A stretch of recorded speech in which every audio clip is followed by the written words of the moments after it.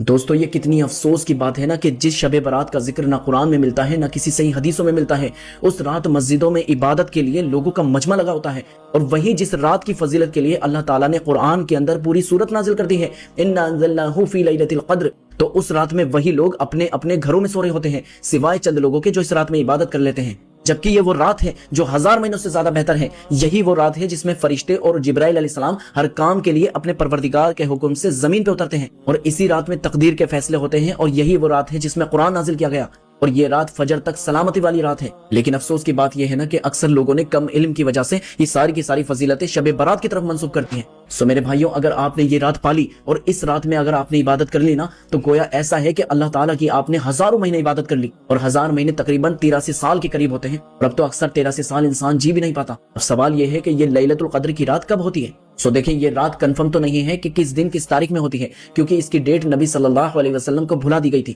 اللہ تعالیٰ کی طرف سے، لیکن پھر نبی صلی اللہ علیہ وسلم نے فرمایا کہ تم لیلۃ القدر کو رمضان کے آخری عشرے کی 5 طاق راتوں میں تلاش کرو، 21ویں، 23ویں، 25ویں، 27ویں اور 29ویں میں۔ یہ آخری عشرہ ہی چل رہا ہے، جن میں سے 2 راتیں تو گزر چکی ہیں، 21ویں اور 23ویں، لیکن 25ویں، 27ویں اور 29ویں ابھی باقی ہے۔ تو ان راتوں میں آپ اللہ تعالیٰ کی خوب عبادت کریں اور اس پیغام کو اور دوسروں تک بھی پہنچائیں۔